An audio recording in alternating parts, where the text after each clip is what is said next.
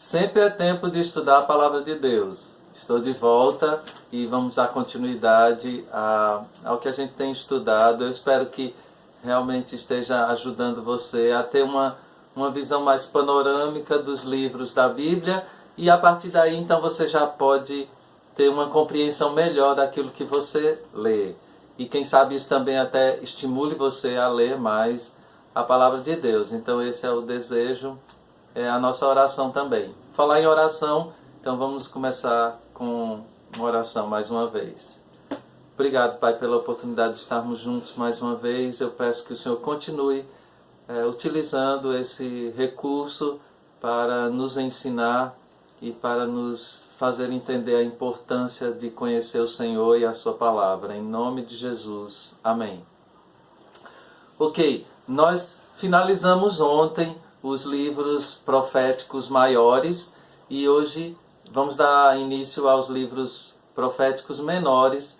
E como são 12 livros de profetas menores, então eu estou dividindo em 4 grupos. Tá? Então, cada dia a gente estuda 3 desses livros. Começando hoje, então, pelo profeta Oséias. Aí, antes, só lembrando, os livros proféticos, tá? Então, os maiores são Isaías, Jeremias, Lamentações, Ezequiel e Daniel. E aí depois vem os menores, que são Joel, Amós, Obadias, Jonas, Miqueias, Naum, Abacuque, Sofonias, Ageu, Zacarias e Malaquias, tá bom?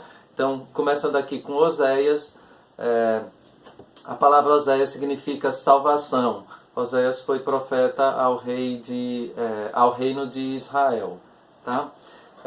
Nessa época de Oséias, então, o pecado estava se alastrando no meio do povo e na metade do seu ministério, então, grande parte do povo de Israel foi levado cativo para a Síria.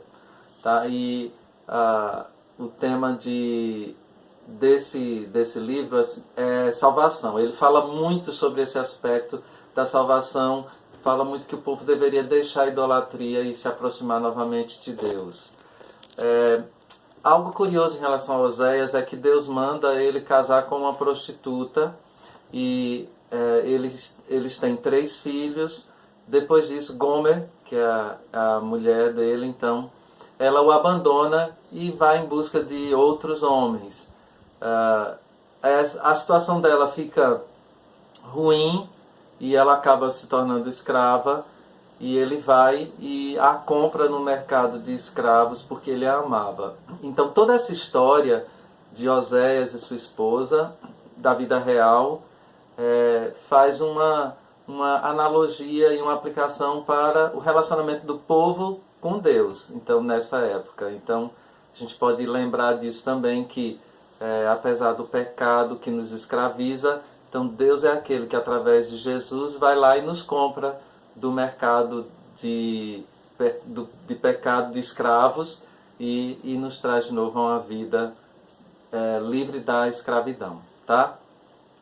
Então, aqui o tema, o amor de Deus por Israel, exatamente pensando naquilo que eu acabei de falar, é a palavra-chave retorno, e esse verso muito interessante, 4:6, que diz: meu povo foi destruído por falta de conhecimento. Isso deve realmente chamar nossa atenção para a importância de conhecer a Deus cada vez mais, para que a gente possa fazer a vontade dele e se dar bem na nossa vida.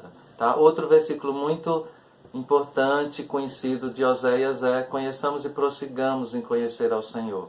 Então que essa seja a nossa prática mesmo.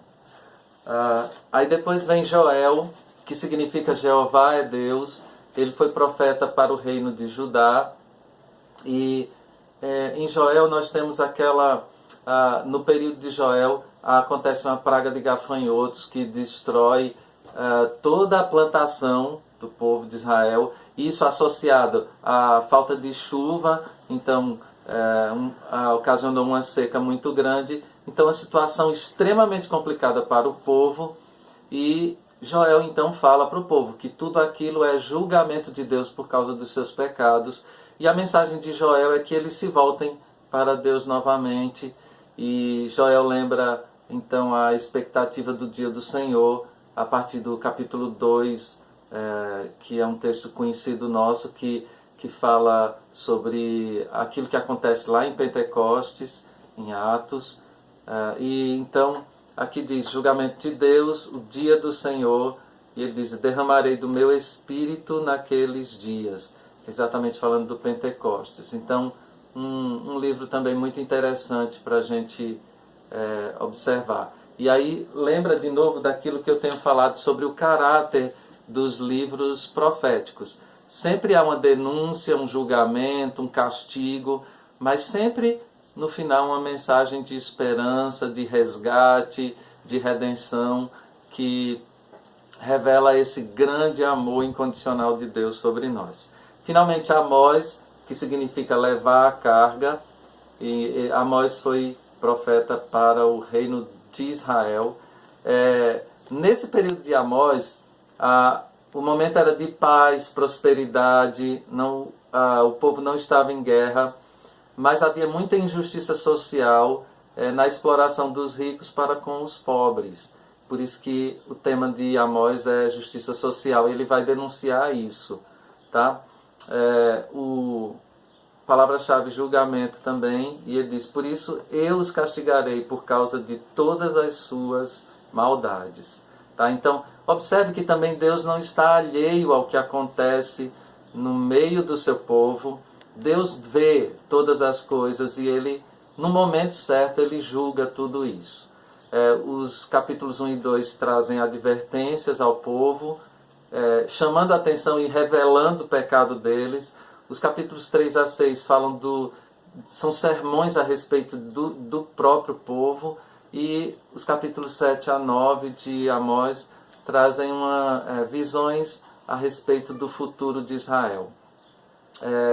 Quando Deus vai revelando essas visões a Amós, ele pede então que Deus não faça aquilo que ele está prometendo, e Deus finalmente desiste de fazer de julgar naquele momento, mas finalmente na última visão do cesto cheio de frutos de verão, então ele diz, não, agora vai ser assim mesmo.